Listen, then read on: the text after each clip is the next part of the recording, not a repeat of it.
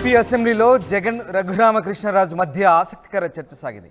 Hi Jagan అంటూ RRR పలకరించారు. Triple R yes ప్రతిరోజు అసెంబ్లీకి రా, ప్రతిపక్షం లేకపోతే ఎలా అంటూ జగన్ చేతిలో చేయి వేసి మరీ మాట్లాడారు రఘురామ. అసెంబ్లీకి రెగ్యులర్గా వస్తా, మీరే చూస్తారుగా అంటూ జగన్ బదులిచ్చారు.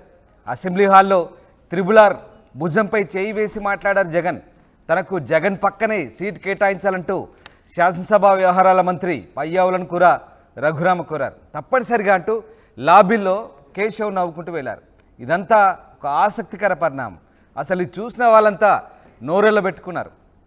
త్రిబుల్ ఆర్ జగన్తో మాట్లాడడం ఏంటి, ఇదంతా విడ్డూరంగా ఉన్నట్టు కూడా స్థానికంగా ఆ ఎమ్మెల్యేలంతా కూడా చర్చించుకుంటున్న పరిస్థితి.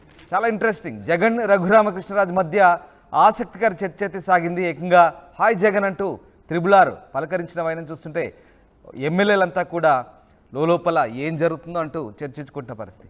ఎస్, మా ప్రతినిధి కృష్ణమోహన్ జైన్ అవుతున్నారు. Krishnamohan, right, yes, very interesting. Krishnamohan, అసలు రఘురామ జగన్ మధ్య ఆసక్తికర చర్చ, హాయ్ జగన్ అంటూ పలకరించడం, అలాగే ప్రతిరోజు అసెంబ్లీకి రా, ప్రతిపక్షం లేకపోతే ఎలా అంటూ ఆయన చేతిలో చేసి మాట్లాడడం చూస్తుంటే ఇదంతా నిజంగా ఇది ఏంటి, అసలు రఘురామ స్నేహహస్తం అందిస్తున్నట్ట లేదా గోదావరి వెటకారం అనుకోవచ్చా?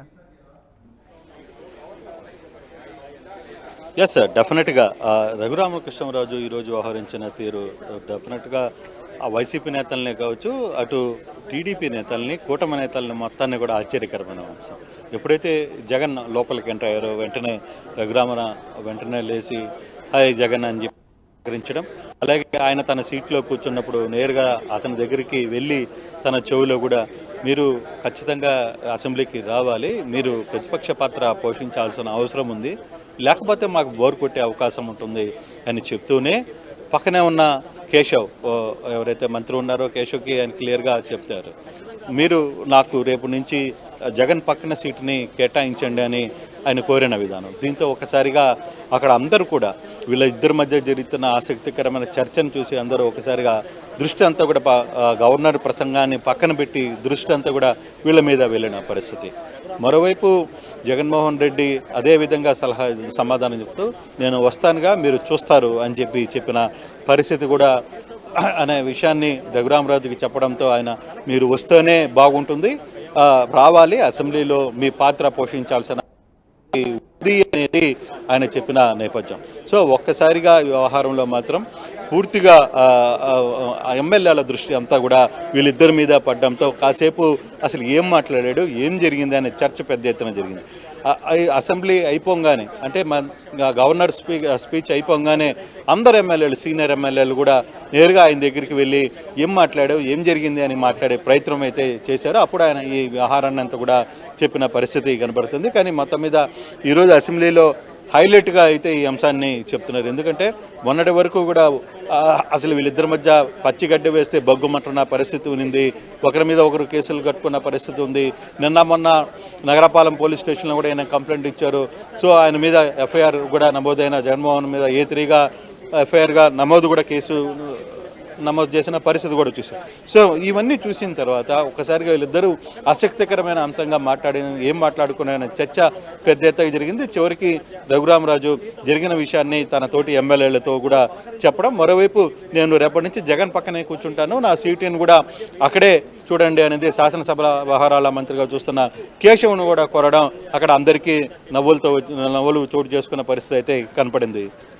రామ్దాస్, రైట్. అంటే కృష్ణమోహన్, అంటే గతంలో వైసీపీ ప్రభుత్వ హయాంలో తనపై హత్యాయత్నం చేశారంటూ ఏకంగా జగన్పై అలాగే అప్పటి అధికారులపై ఆయన గుంటూరు ఎస్పీ ఆఫీస్ వెళ్ళి కేసు పెట్టిన పరిస్థితి. కానీ ఇప్పుడు పరిస్థితి చాలా భిన్నంగా ఉంది. అసలే చాలా గరంగరంగా వచ్చారు ఇవాళ జగన్.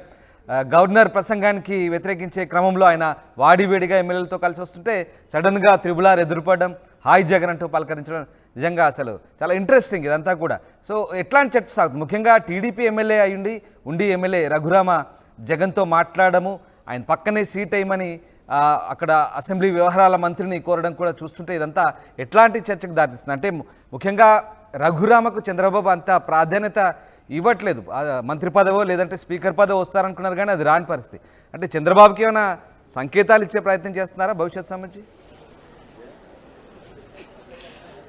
మొత్తం మీద ఓవరాల్గా కొంత ఈరోజు అసెంబ్లీలో జరిగిన వ్యవహారాల్లో మాత్రం త్రిబుల్ ఆర్ వ్యవహరించిన తీరు అందరికీ కొంత ఆసక్తికరమైన అంశంగానే కనబడుతుంది. మొదటి నుంచి కూడా రఘురామ్తో హ్యాండిల్ చేయడం కొద్ది కష్టం. ఎందుకంటే రఘురామరాజు ఏదైనా ఓపెన్గా మాట్లాడేస్తాడు, ముక్కుసూటులు లేకుండా ఉన్న విషయాన్ని కుండ బద్దలు కొట్టేస్తాడు, చెప్పాల్సింది అనుకున్నది డైరెక్ట్గా చెప్పేస్తాడు. అది ఎవరైనా సరే, అది ముఖ్యమంత్రితో అయినా సరే లేకపోతే ఇంకో వ్యక్తి అయినా సరే, ఉండదా నోట్లో నుంచి ఏమొస్తుంది అనేది ఆయన అనుకున్నది స్పష్టంగా చెప్పే పరిస్థితి. సో అటువంటి నేపథ్యంలో ఈరోజు జరిగిన వ్యవహారం మాత్రం కొంత ఆ ఇండికేషన్స్ కనపడుతున్న పరిస్థితి అయితే ఉంది.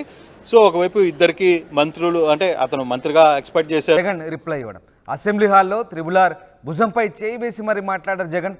ఇదంతా చూసి ఆసక్తికర చర్చకు దారితీసింది. ఎమ్మెల్యేలో తనకు జగన్ పక్కనే సీటు కేటాయించాలంటూ అసెంబ్లీ వ్యవహారాల మంత్రి పయ్యావుల కేశవ్ను కూడా రఘురామ కోరాడు. తప్పనిసరిగా అంటూ లాబీల్లో నవ్వుకుంటూ వెళ్ళారు కేశవ్. మొత్తం మీద త్రిబులార్ జగన్ ఇద్దరు కూడా కలయిక కొంత ఆసక్తికర చర్చకు దారితీస్తుంది. ఇవాళ ఏపీ అసెంబ్లీలో గవర్నర్ తీర్మానానికి ధన్యవాదాలు తెలిపే అంశం సంబంధించి మొత్తం మీద చర్చ అంతా కూడా జరుగుతున్న క్రమంలో ఈ ఇద్దరి కలయికపైనే ప్రధాన ఆకర్షణగా నిలిచింది. ఇదే ఇవాళ ఏపీ అసెంబ్లీలో హైలైట్గా నిలిచింది. దీనికి సంబంధించి ప్రధానంగా అటు అసెంబ్లీలోనూ ఇటు రాజకీయ వర్గాల్లో కూడా సామాన్య ప్రజానీకంలో కూడా ఆసక్తికర చర్చ అయితే సాగుతుంది.